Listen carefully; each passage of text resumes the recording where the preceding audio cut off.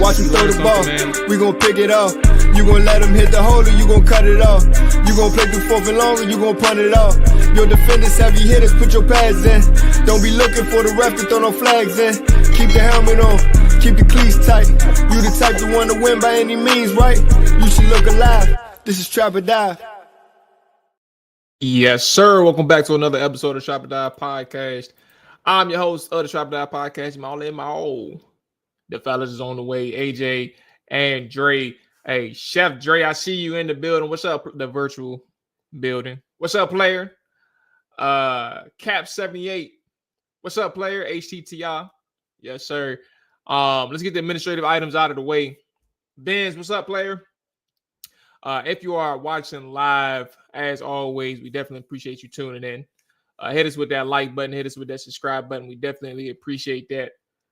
If you are on the audio side, we definitely appreciate you as well. And appreciate you if you are new too. Make sure you hit that follow button.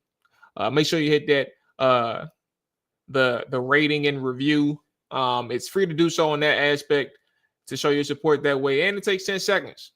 Write a little sentence, you know what I'm saying? Trap or Dive is the best. IFs with Trap or Dive. Something like that. But it's definitely always appreciated. Morning show was cool today. You can always tap in and catch the replay of that one. Mark Bullock, if you all are in the Commanders world, Commander space, you know of Mark Bullock. You're familiar with him. We got to chop it up for a little bit, probably just under an hour. Mini film session. Talked to preview the Tampa Bay game from an analysis standpoint, what they actually do and things like that, and how we can see Washington counter it or just prepare for it. So that was pretty good.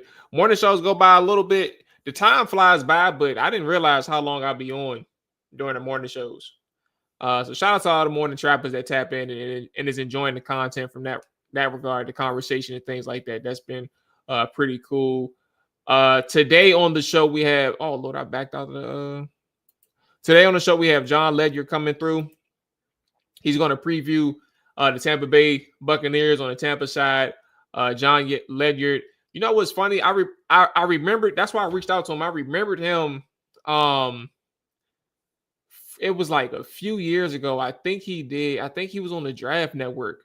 I'm not too sure, but I remember him from a while ago. And but he covers the Tampa Bay Buccaneers.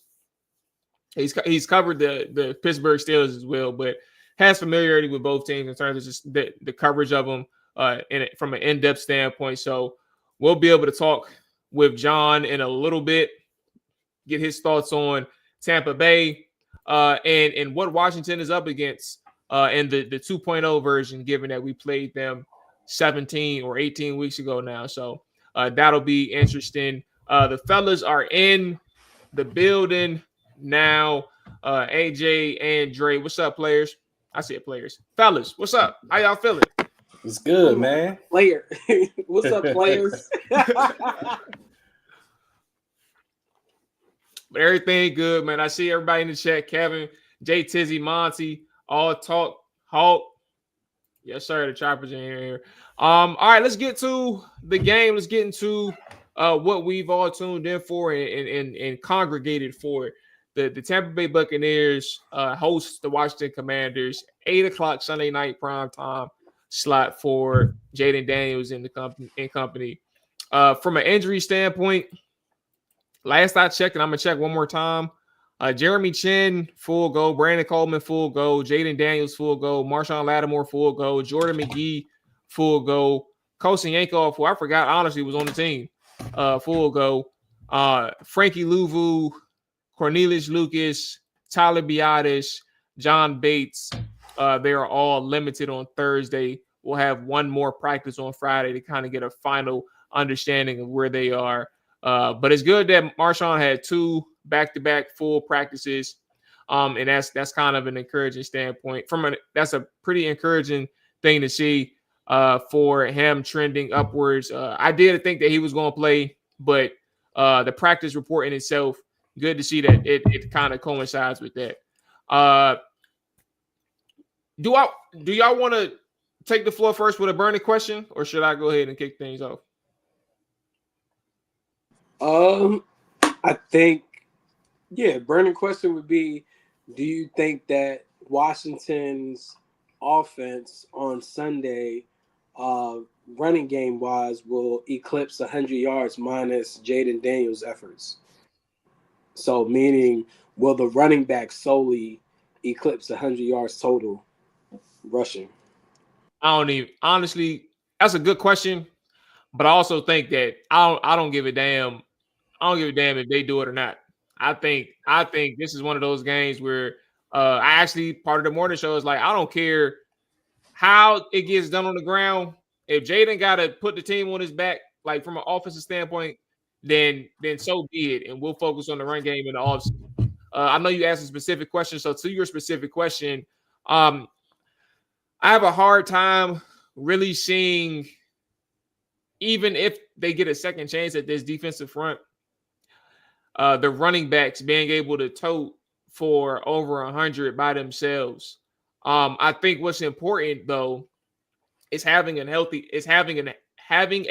average when they do run. I think that if you can find a way to average over 3.5 yards a carry, and I know like a lot of people think about that magic number being 4, like that's a very successful number. But when you're talking about a really good run defense, and knowing that if you can get 3 yards a carry on the ground, you're basically in a short down and distance, especially with a defense. Especially with an offense who is more likely than not going for it on 4th down in most situations, so long as they're in the plus side of the territory or near plus side territory. I think that if you can average 3.5 yards a carry with this running back group, outside of Jaden, I think that you're in good shape. But it has to be some sort of consistency there to the point where like the Tampa Bay Buccaneers are threatened by what you present to them in the run game. And again, it's hard to like eliminate Jaden from this equation, because now like that was my main thing going into the Dallas game. Like get the running backs and the offensive line, like get that unison back together, get the confidence back up with the two groups. But in the playoffs, run it how you can. And I think Jaden I think he's like 90% of the rushing offense at this point until proven otherwise. So that's kind of where I'm at. Yeah, I mean, personally, I don't think it's nothing they've shown over these last few weeks, the running backs, that is. I mean, granted, Austin Eckler was injured for, a majority of those weeks, but there's nothing you've seen over the past few weeks to say that they're even going to commit to these running backs in this game. I think to win this game, because Tampa Bay has such an explosive offense. Now, obviously, you're going to need some semblance of a run game, but I think the ball's just going to be in Jaden Daniels' hands a lot in this game, whether that's going to be off of design runs or whether that's going to be in the passing game. Unless Brian Robinson, Eckler, Rodriguez, or whoever else is going to get any carries, unless they break off some home run hitting type of run, I just don't see the 100 yards in this game, because I just don't see the commitment to those guys that's going to be heavy in this game. This will be a Jaden Daniels game. Oh, and I guess let me get my burning question off. And, this is kind of hard because I was actually sitting there thinking about this. It's been a couple of conversations I've been listening to today, and one of them caught my eye, and that was the Bucky Brooks tweet where he had the tiers of quarterbacks, and he had Jaden Daniels, surprisingly in the elite category. I mean, it's not surprising to me because I think he's in that category. It's just surprising to see national guys kind of put it in that category. Now, my question to you all, of this playoff group, and we can base this off of this year, would you have Jaden as the best quarterback in the NFC, or at least top 3 in the NFC? AJ, you got the floor. I mean, I think for me, I would say that Jaden Daniels is the number 1 quarterback in the NFC. I think he's proven himself. He's shown the ability to be able to be an elite passer of the ball in and outside the pocket, and definitely can utilize his feet to make plays work, and very creative in that space. I mean, I don't think there's anyone else in the NFC that can truly do both things, or you could say can do both things at an elite level. Of course, Jalen Hurts, he can run, but his running style is different than what Jaden Daniels or Lamar Jackson or Josh Allen bring to the table. Jalen Hurts is not an elite passer in the pocket or outside of the pocket. Of course, Jared Goff has been having a great run as a quarterback, but all of those runs are coming within the pocket, and he has a lot of weaponry around him to make the job easier as far as like reads and stuff. Matthew Stafford is a great passer of the ball, but when you look at the overall package, this is someone that can get rid of the ball fast. He can literally do any and everything on the field. He's the epitome of a dual threat quarterback. I think he is. I think he's top 3, like no question about it. I got wrapped up in AJ saying number 1, and I have a hard time disagreeing with number 1. And like the presence that Jaden has, one of the more impressive things that he provides. So like, I know a lot of people try to, and there's nothing wrong with this, right? But a lot of people try to knock him because he's a rookie. And that's kind of typically what you do traditionally as any person who views a game or views a sport specifically, especially in football. And you're like, yo, this dude's just a rookie. He's going to have these ups and downs. And for Jaden, he's had these ups and downs. I think what's impressive with Jaden as a rookie is how level-headed he is. And Jaden has been in a situation where he's been in situations throughout the season where he's shown his composure. And it's not only through an actual game standpoint, it's from a week-to-week basis. It's like the previous week, if he did have a up and down or shaky game, it didn't bother him. He came back and he kept firing for whichever way that looked like. He kept firing, and he had a very efficient game the very next week. And the more impressive part is he didn't have that many down games this year. And I think from an efficiency standpoint, what he's been able to do over the last few weeks with his offensive line trending downward, like drastically, in my opinion, he's been able to keep this offense afloat. He's been the reason why this offense is successful. No ifs, ands, or buts about it. This is my rough percentage. I'm sure there's an analytical stat out there, but he's been 95% of the offense. He's been the reason why they are on the field, extending drives. They're like the receivers, obviously. I don't want to like take away the credit that his help is doing. Like the offensive line have moments where they're winning, right? They have moments where they're winning in pass protection. They have moments where they're able to get to the perimeter along with his tight ends to help Jaden get these, like get him his lead blocks when they do the RPOs, and he keeps the ball. The receivers are making plays when they have to step up. I don't want to take away from them, but the bottom line in terms of efficiency, it starts and ends with Jaden. And I think from a comparison standpoint around the NFL, this is actually going to go into my question with you all. Jaden does a really good job protecting the football. Like that's even one of the more impressive things from a rookie, especially for a person who has all of the burden on his shoulders. Like he takes this on and he's able to tell coach, look, man, if you need more help, I got you. Like just keep giving me the responsibility. I'm gonna show up for you. It all starts with his preparation. And I think for people who, when people say like he's just a rookie, he's gonna have these up and downs. I look at a person who we're all close to from a local standpoint, who knows what he does on a weekly basis, on a daily basis in terms of his preparation, what his teammates and what his coaches say about him. And I think those are the things that gets underlooked or overlooked when you talk about a Jaden Daniels. I like him as the number one quarterback in the NFC. He's definitely a top 3 quarterback in the NFC. I think there's no ifs, ands, or buts about it. And it's hard to sit here and say when you look at a top 3 quarterback in the NFC playoff picture, like how do you lose in round 1? It happens, but it's like, damn, like typically they can get you one. So you're saying he's number 1 in the NFC, or is he top 3? No, I was answering Dre's question that he's for sure top 3, and I was acknowledging that I think he is number 1. Okay. Yeah, I was just trying to understand that. Yeah, I mean, I just think I think like, you know, just so we can move on to the next segment, but yeah, I think when you look at the overall landscape, he's doing the most with the least. So even if you view a Jordan Love to be, you know, a better quarterback, Jared Goff, or even a Matt Stafford, you know, or Jalen Hurts, all those guys have so much more surrounding them than what, you know, Jaden Daniels is even working with.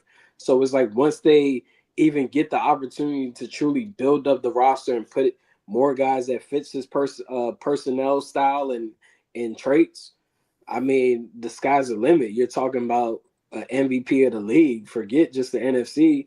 Talking about one of the top tier quarterbacks in the NFL overall. I did not see this Bucky Brooks tweet, but I would be curious before we transition who all made the. Yeah, it caused a pretty big firestorm. Of course, by Eagles fans because you know Jalen Hurts. Because Jalen Hurts wasn't in there. I think Hurts was like tier 3 in his tweets. Yeah, but you know what's so impressive about this conversation is that in previous years, the NFC has been kind of thought of as the weaker, you know, quarterback position group of all the teams. Like the AFC has the gauntlet of quarterbacks, and the NFC has been known as the weaker.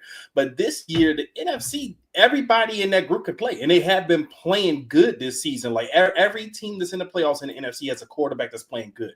But as you all mentioned, Jaden is the one doing the most with least. Jaden is the one who's kind of been, you know, in that MVP conversation throughout the year, even though you're still talking about Josh Allen and Lamar Jackson as the front runners. But Jaden has been that NFC guy that's been in that conversation all year. Now, I get it for some of the outsiders that doesn't want to crown a rookie so early, especially when you talk about, you know, Jaden Daniels hasn't won a playoff game in his career yet. You know, so you want to see how he's going to play in the playoffs. We don't know what he's going to do in the playoffs yet. But if you're basing it off a body of work and what he's done this season, I think you have to say Jaden Daniels is the number one quarterback entering this playoff process.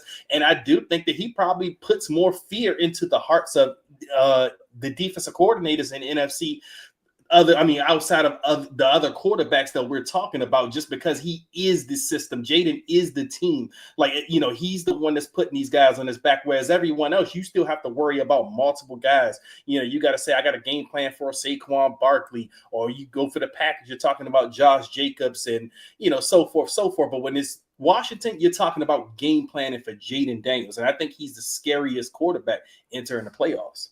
See, I didn't even know that the tier list was based off playoffs. I thought it was overall like quarterback in the entire NFL. No, he went playoffs. Yeah, playoffs. Okay. So yeah, playoff wise, I mean, it makes sense. The other two guys or three guys in the tier with Jaden Daniels can all create outside the pocket and maneuver running wise. Like those are their main traits, and they are elite passers of the ball in different capacities. So yeah, it makes perfect sense. It's crazy that I guess you guys are saying it caused a bunch of people to get riled up. The biggest deal for and I'm gonna get to my burning question in a second, but the biggest deal for the people that we mentioned specifically, the Philly fans, is like Hurts made it to a Super Bowl. So how is he? How is there a question about him being able to handle the playoff pressure? And honestly, truth be told, like, what was his path to the Super Bowl that one year? And then what happened last year? Like, Tampa Bay, of all teams that we're talking about, they blitzed the shit out of that man last year. They were one and done, cooked out of the playoffs to the point where their coach is on the verge of getting fired. Like, that's how loud the conversation was. They thought he lost the locker room. In his path to the playoffs, you had what? The New York Giants, and then the San Francisco 49ers with their 7th string quarterback. Like, all they could do was hand off to Christian McCaffrey. That's all they had. But yeah, to the people that's listening to the podcast, because you can visibly see it if you're watching. Tier 1, Daniels is up there with Pat Mahomes, Josh Allen, and Lamar Jackson. He has Tier 1. Bucky Brooks is of NFL Network has Tier 1 as elite. Tier 2 is just shy of elite, and Justin Herbert, Jared Goff, Matt Stafford, and Baker Mayfield. His Tier 3 is on fire, but can they handle playoff pressure? And that's Sam Darnold, which is legitimate, Jordan Love, and Jalen Hurts. And I say legitimate for Sam Darnold. Jordan Love and Jalen Hurts, I think that is a little questionable in terms of how he categorizes Tier 3. But then Tier 4 is unpredictable, and Russell Wilson, Bo Nix, and CJ Stroud. All right, my burning question, fellas. What is an underlying or under the radar key to the game that we aren't necessarily paying attention to right now? Like, we focus a lot on the run game. We focus a lot on the run game offensively and defensively, but what's an under the radar key to a win against Tampa Bay? I think for me, for Washington, it would be creating turnovers. Taking advantage of these opportunities is something that I was going to mention when we had on our guests. But when you look at Baker Mayfield, yes, he's had an amazing season from a passing perspective. The offense has been terrific and ranks high in whatever metric that you want to look at. But Baker Mayfield also leads the league in interceptions with 16, and he has fumbled 13 times this season. So if you could take advantage of flipping the field and making it shorter for the offense, whether it be an interception or forced fumble recovery, that would be amazing. That could be the underlying thing that truly helps this team propel to a whole nother standpoint of winning this game. I think that they will be competitive in this game. But if they can go ahead and finish and really get after the ball, like how Dan Quinn and Joe Witt Jr. preach about, and make teams pay, it goes a long way. We've seen a lot in the season overall when Washington was able to flip the field and make it a shorter distance. They typically score off of those turnovers. So even looking back at the game week 1, Ben, if he stays on his feet and actually catches the ball, he probably has a pick 6, you know? They had plenty of opportunities to sack Baker Mayfield and possibly strip him. I just think like turnovers, as far as the defense creating those and taking advantage of them, is huge for this team and can go a long way in being successful against Tampa Bay. Yeah, I'm gonna go with actually a point that AJ touched on slightly, and that's getting home and finishing on Baker Mayfield. And that was the theme of the first game. And I think you win that game, or it's at least a different game where you're not talking about 37-20 for a final score if you get home on Baker a few of those times. I think they had their hands on Baker about 5 or 6 times. Now, I know Baker's a slippery dude, but you got to make those plays. You make those plays, you're talking about a different ball game. Now, those opportunities are probably going to present itself again. You're probably going to be able to get the Baker again, but can you get Baker down? Like I said, we know Baker is slippery. We know what he's known for. He can make magic in the pocket. And this is one of the things that kind of scares me going into this game, because I know from what we've watched this season that that's one of the things that's kind of plagued this defense, is this type of quarterback, the Baker Mayfield. So what can you do this time? What is Joe Witt's game plan to get his guys prepared? What's the message to these guys, as far as finishing on Baker? So that's the key for me, like the underlying theme there. If you can make those plays this time around, this could be a different game. Honestly, bro, like mine is the actual opposite of AJ's. He says creating turnovers, and I also say like quit turning the ball over. Of their last 7 of their last 8 games, they had a turnover. And out of those 7 games they had a turnover, there was 13 of their 16 turnovers of the season. Like, they've had 13 turnovers over their last 8 games, specifically of the 7. They had 13 turnovers, and obviously you get 2 of them where you have 5-1, and then you have 3-1, the Dallas Cowboys and the Philadelphia Eagles. But turnovers are turnovers, nevertheless. And that is a negative trend going into the postseason, regardless of how you slice it. And I think for Washington, creating turnovers is definitely going to be a big deal. And the fact that they've been able to consistently be at least get 1 on the board, I think those are a good sign. You want more, point blank period. You want more, but it's a good sign that you're able to get some on the board. But you're not helping yourself if you cannot on the offensive side of the football or even special teams protect the football. And that's kind of the trend that I think they need to drastically nip in the bud, especially for a team in Tampa Bay who boasts a top 5 offense in passing and rushing, and they put up points. You turn the ball over against them, you're in trouble. They're going to score. They also have the number 1 third down offense. They know how to stay on the football field offensively. So I think my number 1 for the number 1 under the radar key to a win is protecting the football itself. We have Cap 78 says turnovers. Coley says special teams. Cap says that he believes that Lattimore is going to get a pick. He's great on Mike Evans.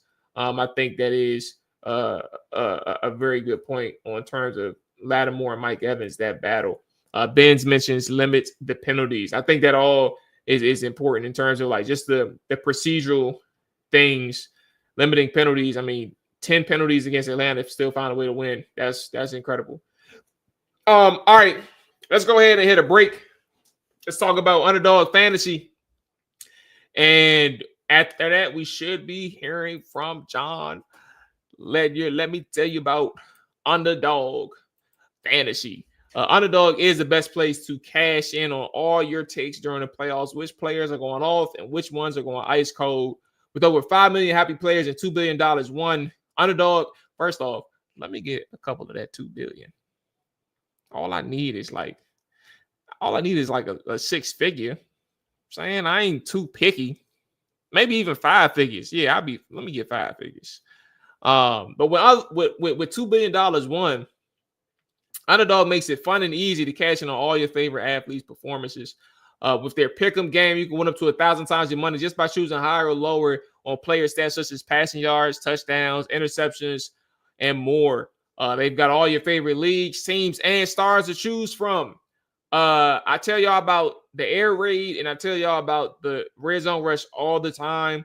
This week, I am going game by game, and obviously I'm gonna do one for the Washington and Tampa Bay game. I'm not gonna do an air raid or red zone rush promo this week. I'm gonna pick a couple of things that I like from the Washington Tampa Bay game, and they set Jaden Daniels rushing yards at 48.5.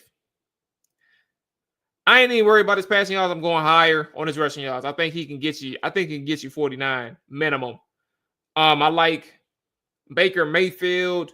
He has a 0.5 interceptions. I'm not going to do that to him. But I do like 246 passing yards. I do like going higher on the 246 passing yards with Baker Mayfield. Mike Evans has 75.5 receiving yards. I'm gonna hit lower on Mike Evans, under 75.5 receiving yards. Bucky Irvin, 87.5 rushing yards off the whim. I think that Bucky can get you. I think he can get you close to 87.5. I'll stamp the lower, just under that 87.5. And lastly, Terry McLaurin has 59.5 receiving yards. That's scary because Terry can be a wild card against some of these games. Against some of these teams. But with that secondary that Tampa Bay got, give me higher. I'm going higher on 59.5. Again, Underdog is the only pick'em platform that puts power to cash in your hands. Now you can keep either riding with your player or tap the win now button to cash out. And every dog deserves its chance. With Underdog Rescues, you can get your money back and receive a promo if an early injury causes the entry to lose. That's important because there are certain platforms out here who don't even give you a voided bet or avoided pick if your player ends up getting hurt. Underdog is the best place to pay pick'em. Again, download the app, signing up using promo code TrapperDive to get up to $1,000 in bonus cash when you deposit. I repeat, download the app, sign up with promo code TrapperDive and deposit now to get up to $1,000 in bonus cash instantly. You must be 18 years or older, 19 years or older in Alabama and Nebraska, 19 years or older in Colorado for some games, 21 or older in Massachusetts and Arizona, and present in a state where Underdog Fantasy operates. Terms apply. Void in Colorado for some games. If you're concerned with your play, call 1-800-GAMBLER or visit www.ncpgambling.org. If you're in Arizona, call 1-800-NEXT-STEP or text NEXT STEP to 53342. In New York, call the 24/7 Hope line at 1-877-8-HOPE-NY or text HOPE-NY to 467-369. I did take JD5 over the rushing yards, Vanilla. I did do that. I don't know about Baker. But like I said, we're going to go ahead and get Jon Ledyard on. Jon covers the Buccaneers and the Steelers. He was or is, I'm not too sure right now, but we'll talk about it. A beat reporter for both teams, but he does a good job covering both the Bucs, Steelers, and he has a ton of content covering the NFL draft when that draft season comes around. So let's go ahead and get in Jon Ledyard. And there we go. What's going on, boss man? How you feeling? What's up, guys? Thanks for having me. I really appreciate it. Hey, Jon, no problem, man. Appreciate you joining us. Absolutely. My pleasure. So to kick things off, this is 17, 18 weeks ago, the Washington Commanders took on Tampa Bay. And honestly, bro, that was probably that was the game that Washington got the doors blown off them. The one game out of the season, and it was the opening game of the season. Things have changed on both ends. Washington has a different play style, both offensively and mainly defensively. But Tampa Bay has found their groove in terms of like what they came into the season with, trying to find that identity in the run game. They have that. And then other things as well. I want to give you the floor just to understand or tell the people exactly what has come about from week one Tampa Bay to what Tampa Bay is now heading into the wild card weekend. Yeah, I think week one, the run scheme was the biggest thing that's developed since then. They were trying to be an outside zone, wide zone offense. They were going to boot off of that. They were going to do a lot of their offense play action off that. And really, it just wasn't working. It wasn't the best thing for them. I think there was some optimism, and they still run some of that, but a lot of it was honestly just, okay, what can we be as an offense to maximize our run scheme? And for Tampa Bay, it was being as versatile as possible, being as diverse as possible. So now, this is going to be a big counter-off game because Washington also runs a lot of counter, but you'll see a lot of counter. You'll see pullers, lots of misdirection. The Bucs will run out of pony personnel with two backs in the backfield, and they'll do lots of different stuff to get to their run actions. And there's a lot of pulling involved as well in their run scheme. So it's become really a super diverse scheme. They'll run inside and outside zone, but they also run a lot of gap, a lot of man blocking schemes. You'll see duo at times with the double teams getting vertical. So a little bit of everything. It's fit the backs way better to run and gap scheme stuff. They do some of the other stuff to set up some of their play action still. So just a really multiple offense is the biggest thing with Tampa Bay. At the beginning of the year, that may have been what they were building toward, but we couldn't have known that obviously just from week one. Now that we have the full season sample size, we see this offense just very diverse, very hard to prepare for. Everybody's had a really hard time preparing for them, stopping them this season. I think the diversity of the run scheme is sort of where all of that stuff sort of starts. So, Jon, what I want to ask you is, of course, like we know the difference between week one, you guys had Chris Godwin. Well, Buccaneers had Chris Godwin. Now they don't. If I ask you to pick from these three options that I'm going to give you, who is the most important person or group in order for the Buccaneers to beat the Commanders in this wild card playoff game Sunday night on NBC? First option would be, I just brain fart, but Todd Bowles. Yep. Todd Bowles and his defensive scheme, game management is option one. Number two would be Baker Mayfield. And number 3 would be the defensive backs for the Tampa Bay Buccaneers. Which one would you pick? Is this which one's most important that they have to play well? Yes. Yeah. Either play well or management of the game. Yeah. I think all of them matter, but I'm going to go with Baker. When Baker's played well this season, when he has not been kind of in his own head, he can – when that doesn't happen, this offense has been pretty much unstoppable this year. You know, everybody's got penalties and drops and things like that at times, but when the Bucs have struggled, it's really just because Baker has kind of gotten in his own head, tried to play hero ball way too much, done a little bit too much at times, and sacks himself a good bit. He gets sacked, turns back to the line of scrimmage. He'll just panic, he'll get jittery, and you really never know when that's coming. There's the hardest thing with Baker is trying to figure out what is it that causes him to play that way at times, and it's really difficult to figure out what that is. It doesn't seem like there's anything the opponent consistently does. It just seems like he gets triggered by something, and then all of a sudden you get sporadic Baker for a quarter or 2 quarters. Overall this season, he's been really good, generally speaking, though. And when he's really good, the offense is completely lights out. And even in this past game, the Saints game, I thought in week 18, I really didn't feel like the offense for the first time this year played that well as a whole. And he was just awesome. He elevated the group. He carried them. So even when they have a bad day, if he's playing like that, I think that they're capable of doing anything they want offensively. So I'd say he's the biggest factor. The other things definitely matter, but I think he's the biggest factor because if that's good, the other things can be bad or not as good as they should be, and Tampa Bay can still win. Well, let me ask you this to follow up on that. So Baker Mayfield leads the league in interceptions with 16 and also leads the league in quarterback fumbles with 13. You don't really know what's causing him to have those brain farts. Is it just kind of like how Eli Manning used to be in certain games where he's just giving up the ball, just saying, YOLO? What's going on? Because, I mean, I've watched some of the film, but not every single turnover. So I'm just curious to what are those trigger points for Baker Mayfield this particular season? He's just always been a little bit of an inconsistent player, to be honest with you. Like I don't know that there's a lot more to it than that. Like he will see something and he'll make the right read, and then he'll, Chargers game, great example. They're playing cover 2. They've got a corner out. The corner's sinking. It's the end of the half situation. They're inside the 25 of the Chargers. Like it's a red zone opportunity. There's points on the board here, like end of half. You cannot throw the ball in harm's way. You cannot make a mistake with the football.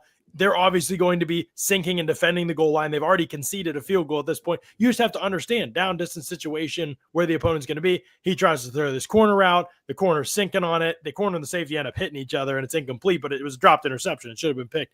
And so those kind of things, it's like Baker knows you can't do that. Like he absolutely knows that. If you ask him, so it's not that he isn't smart enough to figure it out. He makes the right decision a lot of time.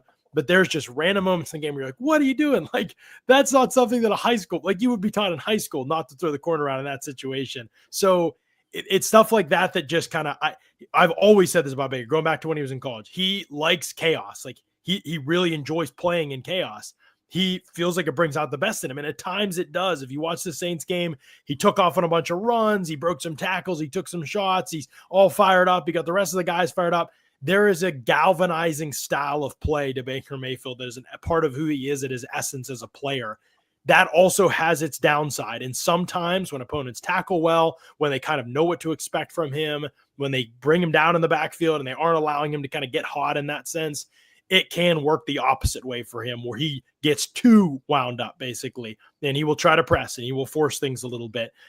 There was a stretch where it was against the blitz. The numbers, a lot of the turnover-worthy plays you're talking about, were coming against the blitz. And it was like, okay, is the blitz giving him some issues? Like he was getting to the snap and trying to get the ball snapped, and he was excited about the route concept or whatever, and he was forgetting to kind of note, hey, there's a guy creeping up 3 seconds before the snap, and you've got to be able to note him and say, okay, that's my guy. I've got him. The protection's got these guys, and if he comes, I've got to throw hot off him. And that wouldn't always happen for Baker. Like those synapses wouldn't always fire. Then last 2 games, lights out against the blitz. Like he's like, oh yeah, I got to pick that up. So everything, the tricky thing about Baker and why it's so hard for everybody to quit him, and now obviously you shouldn't quit him, but everything can happen for him. He can do everything you want a quarterback to be able to do. And that's what makes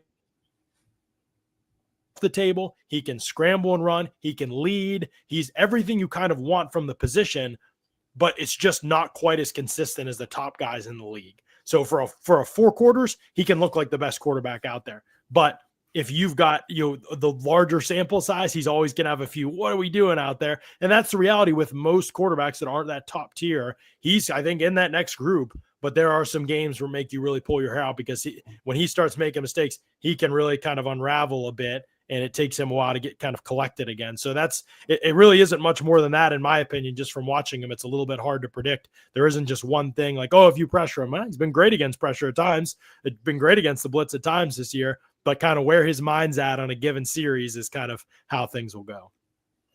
Now, for me, when I look at this Tampa Bay team, now obviously we're talking about Baker Mayfield, and when I think of them, I think of an explosive offensive team that can go off at any given moment. We've seen that firsthand, obviously, first game. But for someone who obviously covers the team, you see the team a lot. What would you say is this team's kind of dark cloud or black cloud that you hope doesn't appear in games but may show up more often than not? Because I know at Washington, when we look at a black cloud, we kind of talk about the run defense, and that's where teams can kind of gash Washington. What's the black cloud for this Tampa Bay team that you say, man, hopefully that doesn't show up this week? Anytime that they can't get home on blitzes. Todd Bowles, since the bye for the Bucs since week 12, has been, he's always up there with blitz rate. You guys know that.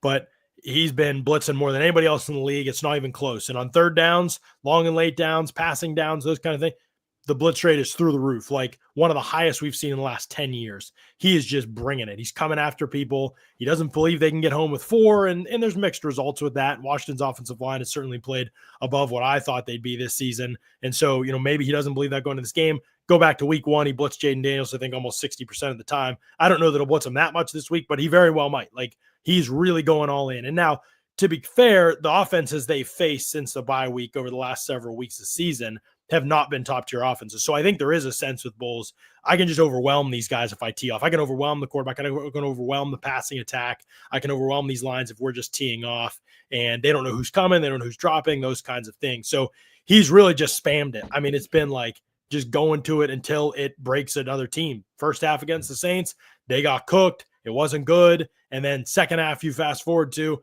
all of a sudden pressure start hitting. It wasn't a crazy rate. They didn't dominate the game in the trenches the way they did second half against Carolina the week before. But again, it was like, we just keep pushing that button, and eventually protection's going to break. We're going to get a free runner. We're going to get in the quarterback's head. We're going to get him off his base, and he's going to not be able to complete passes. That's how the defense works. If they don't get home, if the other team has a protection short up and there's nothing happening in the on line of scrimmage, they're cooked because they drop and they cover grass. They don't tackle very well. They don't cover very well. They don't make a lot of plays on the ball on the back end.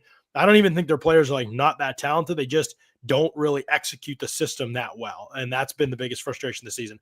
To be fair, they have had no games this season with their full starting secondary.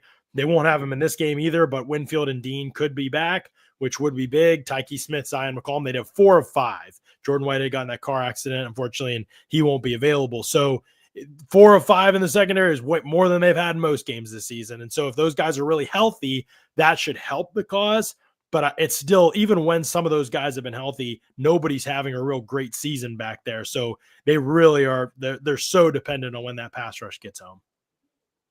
So the blitz is one thing, and to help y'all, it was like 67% of the time or 66% of the time that you were mentioning.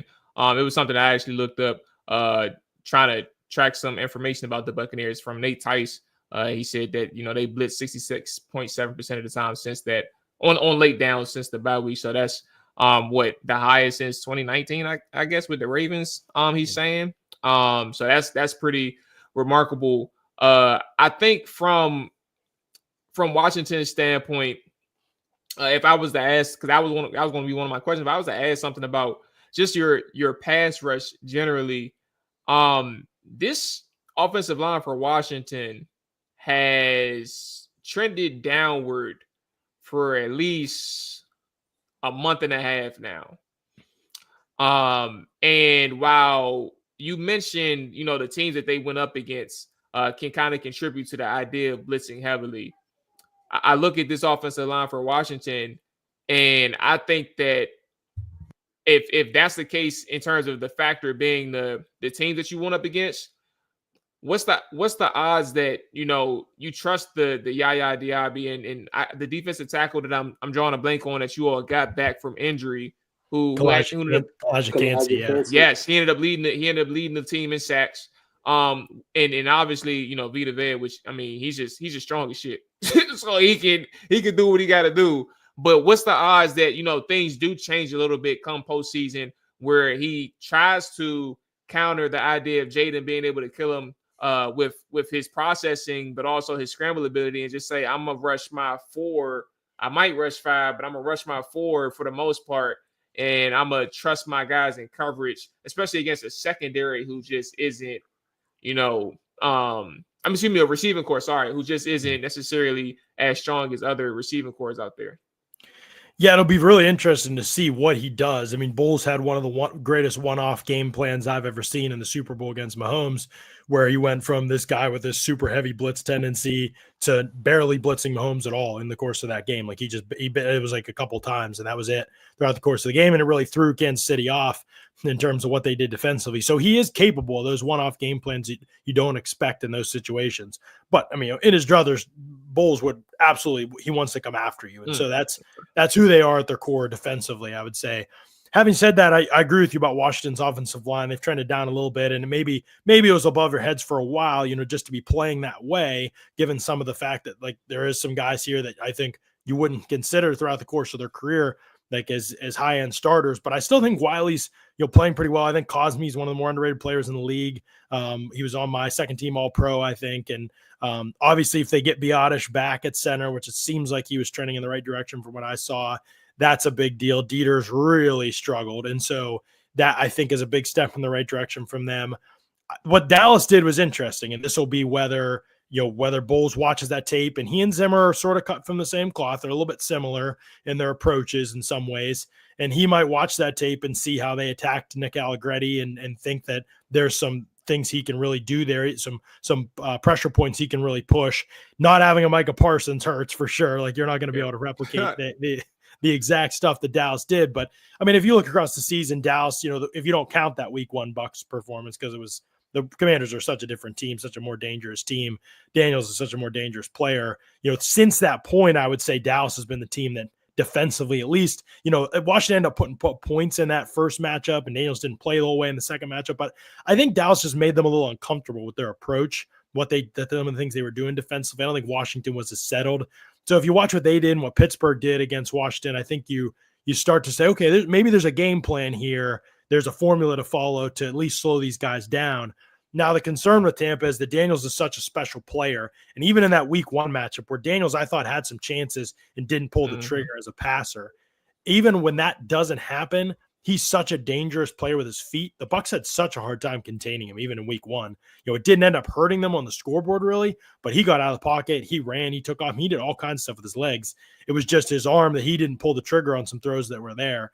If the Bucs can't contain, I think they have a really hard time winning the game, to be honest with you. I think that's, if you're asking me the biggest thing defensively for Tampa Bay, they've got to keep him in the pocket. They can't let him get outside of the pocket and make plays with his legs. And I think that's been a struggle for the Bucs this season. They're the twist heaviest front in the league, meaning they run a lot of games up front, a lot of twists. A lot of times when that happens, you don't have the same level of gap integrity because you're passing off, you're going to different lanes, and those can be escape hatches for a guy like Daniels.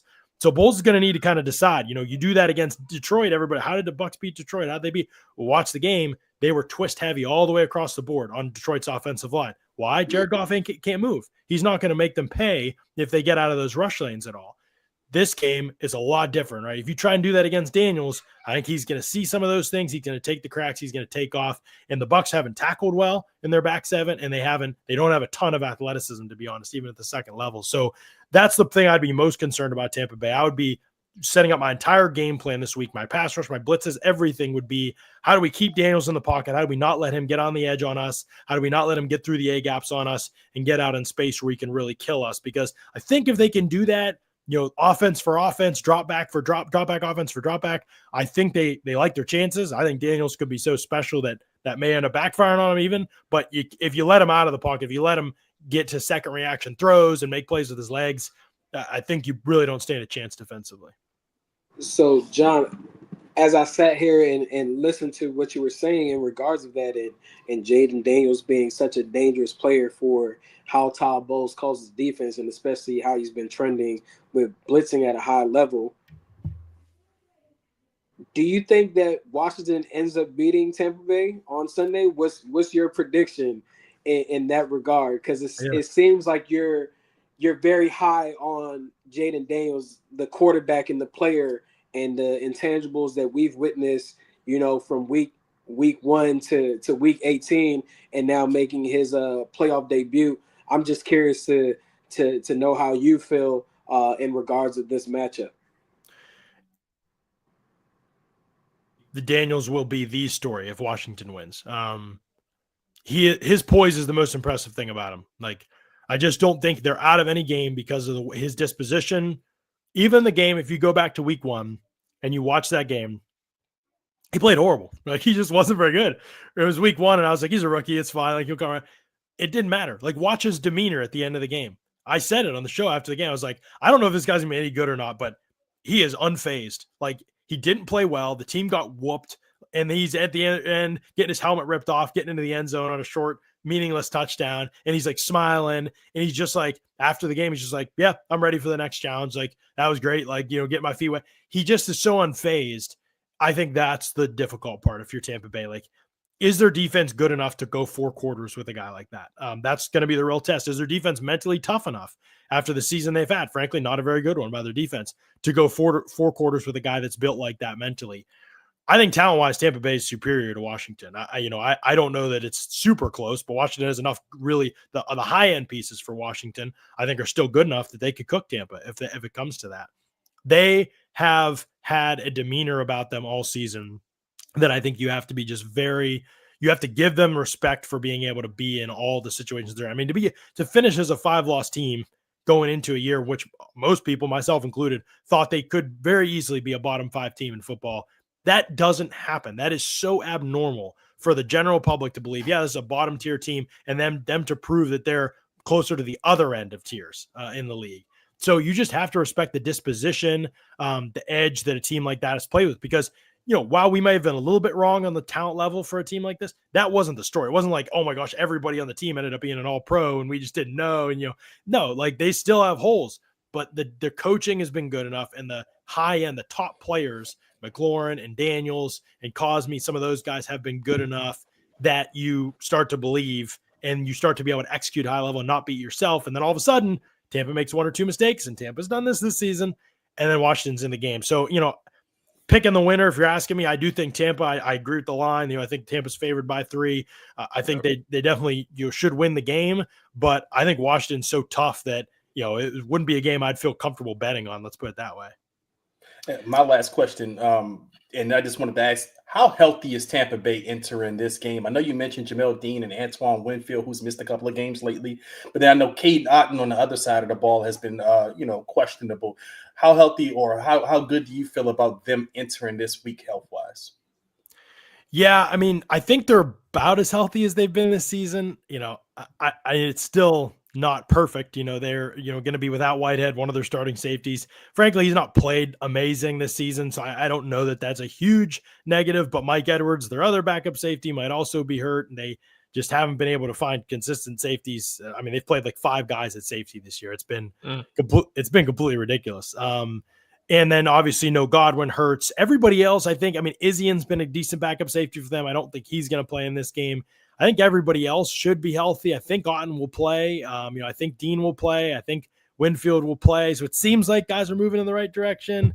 Health has been a story of the season for the Bucs, but they've really not let that overcome them, even though they've had plenty of injuries this season to work through, especially defensively, as I mentioned, with the secondary. So I think they're going to be pretty healthy. It seems like Washington's going to be pretty healthy. And so from that standpoint, I don't know that we'll look at the end of the game, be like, this player being out doomed a team or something like that, which is honestly awesome. Like, that's exactly what you want going into the playoffs, a situation like that. So to me, across the board, seems like both teams are going to be a good spot. The one thing to really watch is Winfield has been out most of the season, came back for a while, wasn't the same player, didn't move the same way, was still on the injury report, not practicing. Then he got a different injury, and he's been out for a couple of weeks now with this different injury.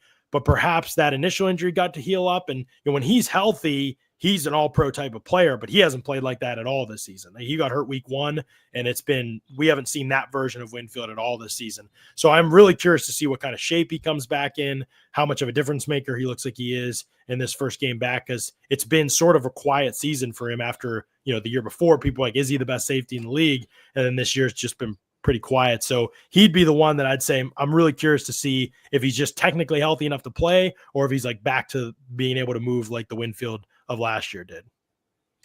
John, man, I appreciate you joining us and giving some time for Trap or Dive on this Thursday, man. I want to give you the floor just to plug anything and everything that you got going on, boss, man. Appreciate you once again. Yeah, thank you guys for having me. Really appreciate it. Always fun. This should be a really fun game. I run my own company, Audibles and Analytics, and so over at that Substack, you can subscribe. It's like $5 a month or $50 for the year, and it's all kinds of like X's and O's football content, the how, the why, things like that. Ollie Connolly and I do an NFL show twice a week that talks about, we really get to every team. Free agency. We talk a bunch of coaching stuff and the coaching moves that happen in the offseason. We just did a full separate pod on that. So we do 2 or 3 pods a week talking NFL stuff. It's really behind the scenes, like nitty gritty stuff for people who are really football junkies. And then I do Bucs and Steelers content too. I used to cover the Steelers on the beat, and then I used to cover Tampa Bay for Pewter Report when I lived in Tampa Bay. And so I've just kept doing those things. And so people can subscribe and get my content if you're a Bucs fan or if you're a Steelers fan. And then the general NFL stuff. And then obviously in the NFL draft, I do tons of scouting reports and big board and do a lot of draft podcasting as well. So we have a ton of fun. Audibles and Analytics is the name of the Substack. And if people feel like subscribing for a couple bucks, there's lots of content up there each week. There it is, boss, man. Appreciate you once again. Take care. Enjoy the weekend. Stay safe. And, hopefully the good guys come out on top. Absolutely, guys. Thanks for having me. I appreciate it. John. All right, man. Peace. There's Jon Ledyard once again, ladies and gentlemen. Fellas, y'all know what time it is, man. Let's get to our over-unders. Do we got any lingering thoughts? Because we didn't talk about Marshawn and Mike Evans. Do we have any thoughts on that before we get into our over-unders for this game and our predictions and MVPs? Hey, man, it's going to be a hell of a matchup. I mean, I've watched it from afar for a long time. Marshawn Lattimore and Mike Evans going against each other, but to now have Marshawn a part of what, we do as far as Trap or Dive and the team that we root for is amazing. He's the epitome of a dog of what this team is looking for as far as mode of players to add to this roster. And it is just so fitting that they started the season against Washington. Washington started the team against Tampa, and now that was a vibration. That was not. I will never poot on the show. Well, you can do it now, and we'll just assume it's the phone. Yeah, just assume it's the phone. always the phone. That's the 110% answer.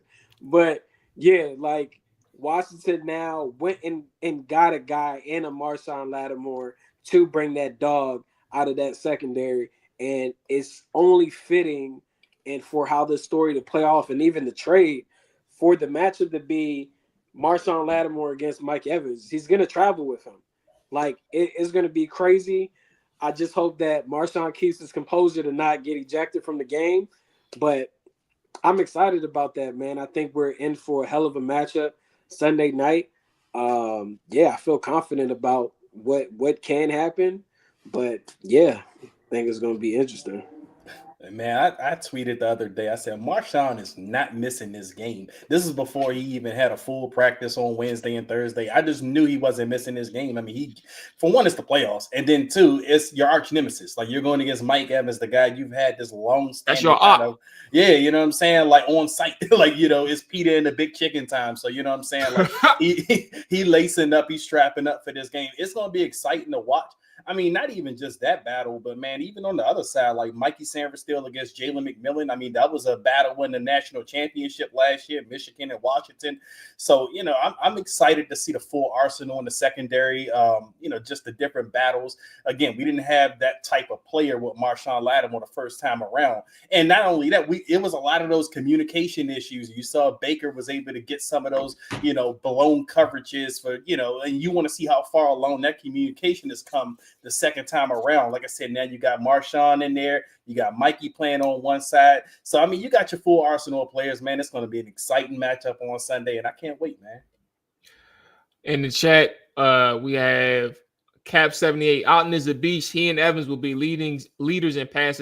I'm sure he meant pass receptions, but he said passing attempts. I think our linebackers are going to cause havoc on their passing game. CZ just checked in. What's up, player? He says Lattimore is going to lock Evans up like he was the suspect in the first 48. And then Ted mentions everyone talks about the Commanders winning with the rookie quarterback, but nobody ever mentions that the Commanders are also winning with rookie offensive and defensive coordinators. Technically speaking, you're not wrong because Cliff is a first-time coordinator in the NFL, but I get what you're saying, Ted. Okay, fellas, overs, unders, passing yards. Baker, this is by FanDuel, by the way. Remember, we did our. Why did I say that? But you know, we did our sponsor, Underdog Fantasy. Boy, yeah, I got some growing up to do, huh? But we did our Underdog Fantasy numbers earlier in our promo, so these numbers may be a little different. Is where I was getting to. That's where I was getting to. Anyway, I mean, but we've been doing this all season technically, so I mean, it is what it is, right? Baker Mayfield 238.5 over or under. Over. I say over as well. Yeah, over. Jaden is at 235.5. Over. Over. Rushing yards, Bucky Irvin 87.5. Under. Yeah, I got under. Same, under. Brian Robinson 47.5. I'm gonna say over. 47.5. Under. All right, the hater has spoken. It's like, Truth call me Sojourner the Truth. Give me over, bro. I think he just hits the over. Cut the cap. I think he gets you. I wish I had like a sound bar or something like that. Jaden Daniels 48.5. Over. Rushing was? Yeah, over. I'm gonna say under. You think he's gonna go under? I think he getting at least. I think he getting at least. I think that boy might get 100. I think Tampa Bay gonna make a concerted effort to kind of stop that because he had 84 against them the last game. I think that's gonna be one of the key points of emphasis is to not let Jaden break a container. But how are they going? I mean, you know, Mual and John had a great touching point on like how they play Mahomes and maybe Bowles changes things. But literally, like you said, he's been blitzing at 67% since week 12. Bro, if Cliff really schemes this up correctly, even if the wide receivers don't get open, Jaden Daniels is going to be able to run freely. First off, that number scares me. I think, you know, them having it at 48 is something because I would have thought it would have been over that. Like that, I think the over-under number should have been around 60 for his rushing yards, maybe 55. So that 48 number scares me a little bit. I think it has a lot to do with their run defense generally. Like it's going to be hard to run against these guys. But that's also why B-Rob's number is at 47.5. I think the Atlanta game, what was it like? It was like we did the preview on that one. That was like 60. It was like 58. 58, yeah. So that's kind of what it is. And he finished with how much? 50 something. That's why I said he's due. He due this time. He due for B-Rob to 60 yards. Receiving yards, Mike Evans 76.5. Under. 76. Yeah, 76.5. Yeah, I'm gonna go under. I'm gonna go under as well. Terry McLaurin 58.5. I say over. I think he catches a bomb. I think over as well. Zach Ertz. Zach Ertz, 38.5. Over. That's a little tough one for me. I ain't gonna lie to you. I'm thinking I'm going to say over. I'm gonna go under in this one. I'm gonna go under in this one. Let's do another Tampa Bay Buccaneer. We'll do Sterling Shepard. Excuse me, I'm sorry. Jalen McMillan's right here. Jalen McMillan, 53.5. Over. I'm gonna say underdog. I'm gonna go over. Somebody gonna have to eat. If we get yeah, that's why I said over. Yeah, somebody gonna eat, bro. Yeah, because I got under on Mike Evans, so yeah. They ain't even got Kate out up there yet, so yeah, I'm gonna go over on McMillan, Jalen McMillan. All right, here we go. Let's finish with passing touchdowns. Oh, they're both at 1.5. I think they're typically all at 1.5. So let's do passing touchdowns. Both of them 1.5. Baker and Jaden. Which one are we going over and which one we're doing under? If not, I'm gonna say over on both. Over on both? I'm gonna say over on Jaden and under on Baker. I think if they score touchdowns, it'll be in the running game. Hey, look, man, that boy Baker had 4 tutties that first game in the air. I'm gonna go over. Again, I think he gets you at least 2. Monty says under, over. Unfortunately, I don't know which ones you're responding to. What it's pertaining to. Yeah, so but I did give you credit. You know what I'm saying? I gave you. I just don't know what you're talking about. Lamont, what's up, Lamont? I think Bowles is going to try to take Terry away unless Ertz has more bonuses. I mean, shit, you in the playoff game. I think you get bonuses for extra postseason games, right? Yeah, you get playoff check, but if you can still hit certain incentives within it, depending on the contract. Okay. He says unless Ertz has more bonuses, he's going to get no yak and have a mediocre game. That's interesting. Man, y'all really think that incentive motivated Ertz?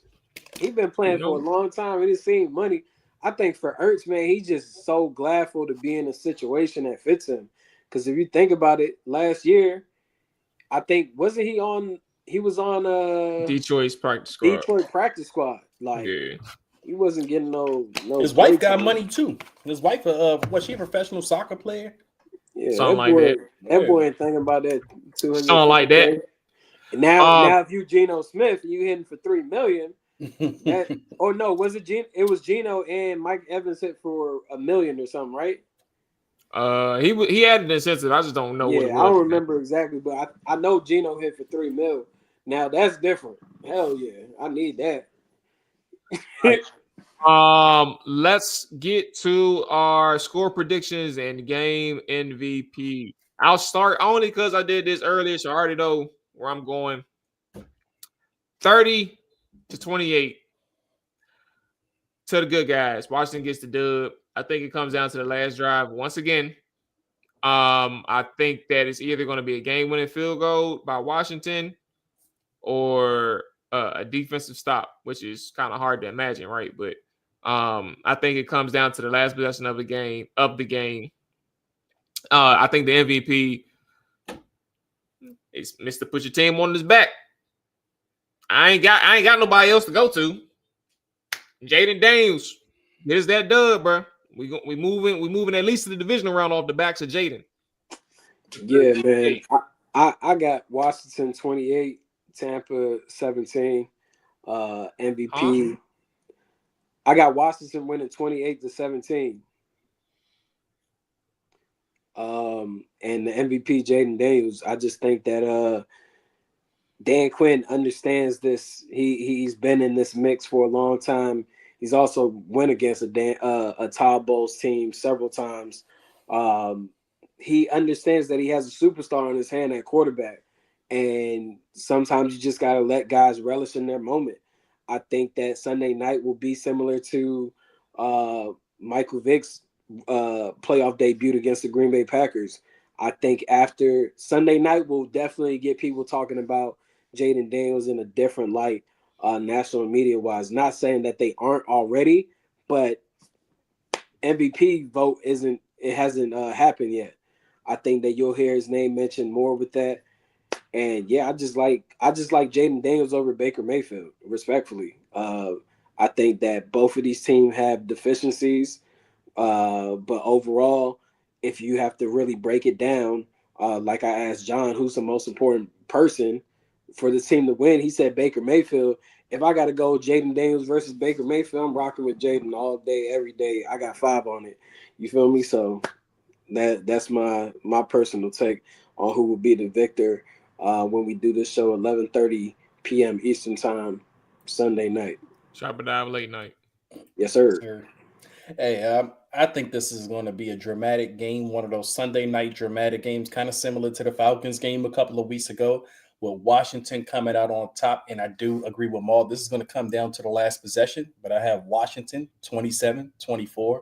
And who else but Jaden Daniels? I mean, if we're going to win this game, it's going to be because Jaden Daniels led this team to victory. There it is. Let's see what the chat talking about. Caps 41-27. Good guys win. Coley 34-27. Jaden Daniels MVP. Monty 42-30. Washington. Chef Dre 35-14. High speed 34-27. Stands. Caps says JD 5 about to put on a show for the world in prime time. His greatness. Monty says Daniels MVP. All Talk says I got Terry 7 catches, 135 yards, 2 tutties. Remember, the Commanders won every game this year, but one when Terry gets more catches, more than 6 catches. That is a stat for your ass. Okay. 7 for 135. If that happens, man, I ain't gonna do that to myself. I don't want to. Let's get out of here on that. You know what I'm saying? Let's get out of here on that. The fellas will be back Sunday night, Chop It Down late night, right after the game, smack dab after the game, man, breaking down the Commanders-Buccaneers wild card matchup. So until then, enjoy the games this weekend. Enjoy the game that's on right now. Defensive matchup, Penn State just got a turnover. We got Texas and Ohio State tomorrow, and then the wild cards on Saturdays. Enjoy the game, stay safe, and then we will see you all Sunday, man. Peace.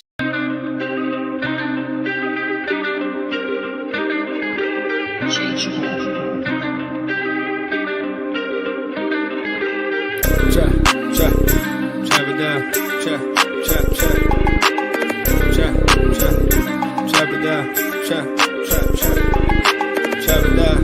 it down, you gon' chop it down.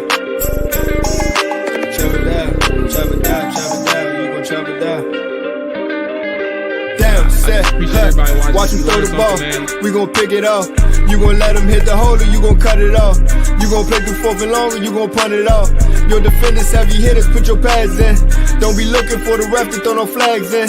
Keep the helmet on, keep the cleats tight. You the type to want to win by any means, right? You should look alive. This is Trap or Die.